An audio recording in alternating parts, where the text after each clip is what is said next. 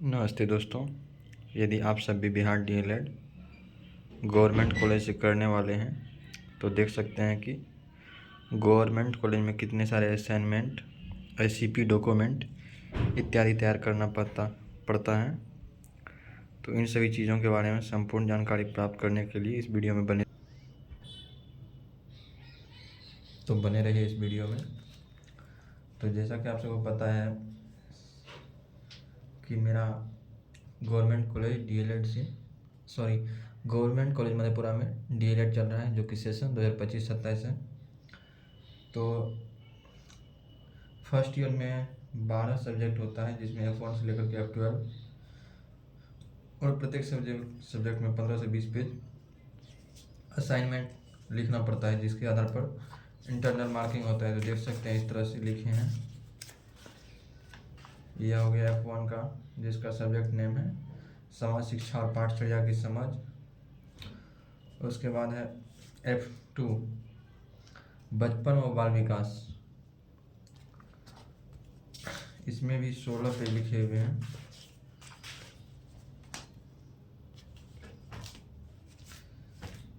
इसी तरह से अब अगला सब्जेक्ट है F3 प्रारंभिक बाल्यावस्था देखभाल एवं शिक्षा। इसमें भी 16 पेज लिखे हैं।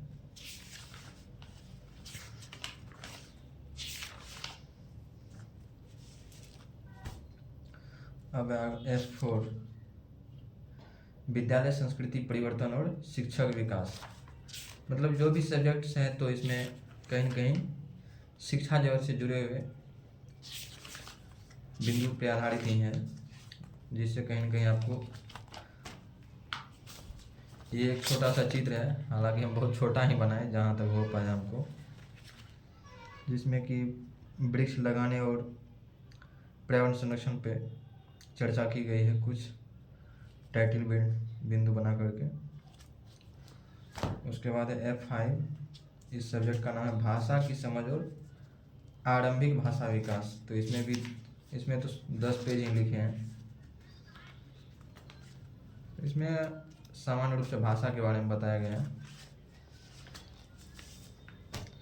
अगला है F6, जो सब्जेक्ट का नाम है शिक्षा में जेंडर एवं समावेशी विकास। 12 पेज लिखे हैं।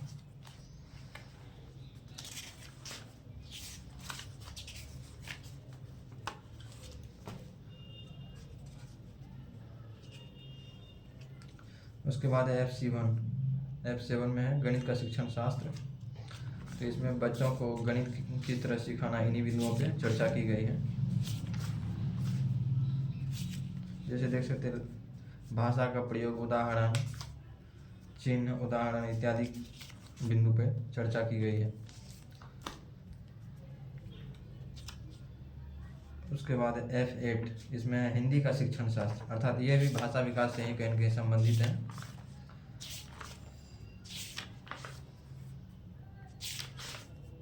देख सकते हैं प्राथमिक स्तर पे शिक्षा, पाठचर्या और पाठ्यक्रम का संरचना। मान लीजिए सीधा बात की F1 से F12 आपको असाइनमेंट लिखना होता है, जिसमें कि सब में कुछ ना कुछ, ये कितना F9 हो गया इंग्लिश का असाइनमेंट, जिसमें प्रोफिशिएंसी ऑफ इंग्लिश है सब्जेक्ट नेम। उसके बाद F10 है पर्यावरण अध्ययन और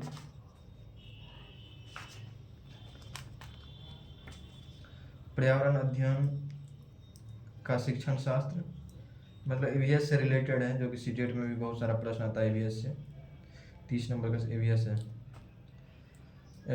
F11 में है कला समय की शिक्षा, अर्थात जो भी कला के माध्यम से आप बच्चों को सिखाते हैं, इन विषय वस्तु पे चर्चा की गई है इस सब्जेक्ट में, F11 में। उसके बाद अंतिम F12 में शिक्षा में सूचना एवं संचार तकनीकी। इसका अर्थ है कि आज के समय में जो डिजिटल इंडिया हो रहा है या डिजिटलाइजेशन दुनिया भर में हो रहा है, तो इस चीज़ को बच्चों में किस तरह से प्रसारित करना है। कोई भी वीडियो, TLM इत्यादि का प्रयोग करके बच्चों को ज़्यादा से ज़्यादा चीज़ों के बारे में बताना है। जैसे यहाँ टेलीविज़न का उपयोग बताया गया, समय की बचत, इंटरनेट लर्निंग, अर्थात ऑनलाइन जो भी सीखते हैं, इन सभी बिंदुओं पे भी इस सब्जेक्ट में कवर करने का प्रयास किया गया है। देख सकते हैं जो कि चेक हो चुका है। अब हम लोग का फाइनली वाइवा होने वाला है नेक्स्ट डे 23 तारीख को। उसमें एक मान लिया जाए तो छोटा सा इंटरव्यू टाइप से होगा आएगा। अब ये तो असाइनमेंट का बात था जो कि F1 से F12 तक था। उसके बाद है SEP जो कि फर्स्ट ईयर में 100 मार्क्स का होता है। इस दौरान आपको किसी अन्य विद्यालय में भेजा जाएगा 28 दिन अर्थात 4 सप्ताह के लिए। वर्किंग डे 4 सप्ताह होना चाहिए। तो इस भी देख सकते हैं, इसमें हम तो मेनली 4 ही बनाए हैं, जिसमें मेरा पहला है विद्यालय उन्नयन योजना। उसके बाद है क्रियात्मक अनुसंधान एक्शन रिसर्च। उसके बाद है बच्चों से बातचीत स्टूडेंट इंटरेक्शन। उसके बाद है कक्षा शिक्षण एवं गतिविधि अवलोकन classroom teaching and activity observation. तो देखिए इसमें क्या सब है। जैसे कि इसमें आप SCP में जाते हैं तो जिस तिथि को गए, जैसे हम 6 अप्रैल को ज्वाइन किए तो उस डेट का अवलोकन किए, जो भी चीज़ें बच्चों के नाम इत्यादि जानकारियाँ पूछी जाती हैं बच्चों से रिलेटेड। जैसे कि कौन विषय पढ़ा है, कौन पढ़ा रहे थे, क्या प्रश्न किए, किस तरह से उदाहरण दिए, कितने अच्छे बच्चे हैं, कितने किसी न किसी रूप में अपंग हैं, इन सभी चीज़ों पर चर्चा की है कक्षा शिक्षण एवं गतिविधि अवलोकन वाला में। उसके बाद है विद्यालय में बच्चों से बातचीत। तो आइए देखते हैं इसमें क्या कह रहा है। आज आपकी कक्षा में कितने बच्चे नहीं आए, अर्थात बच्चों की उपस्थिति के बारे में जानना चाह रहा है। उसके बाद आपको शाला में अर्थात कक्षा में आना क्यों अच्छा लगता है। तो हम लिखे हैं क्योंकि यही सभी शिक्षक महोदय के समक्ष पढ़ने के साथ साथ खेल कूद और अन्य प्रतियोगिता में अपने मित्रों के साथ भाग लेने का मौका मिलता है। इस तरह से आप अलग भी उदाहरण दे सकते हैं।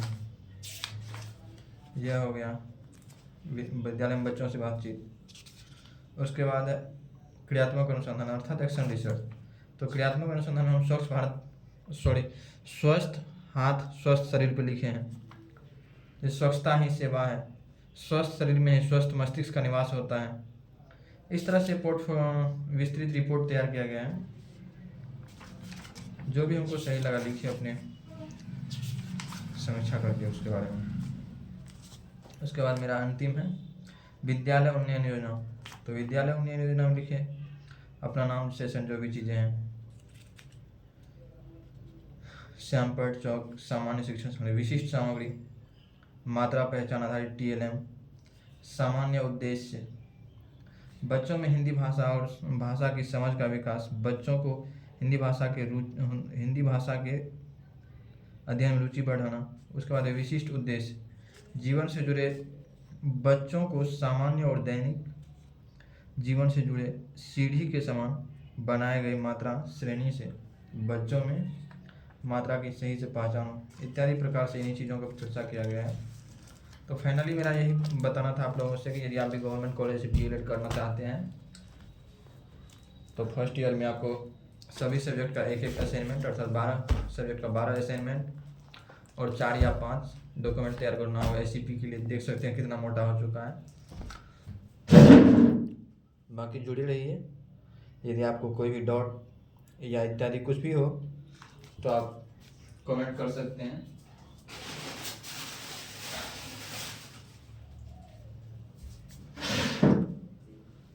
टाइम मिलने पर उस पर वीडियो बनाने का प्रयास करेंगे।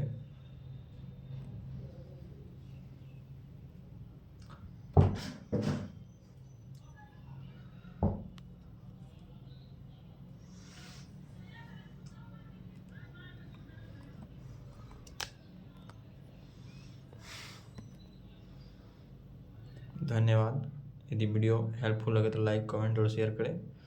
साथ ही आगे इस तरह की वीडियो देखने के लिए चैनल को सब्सक्राइब करें। Thank you.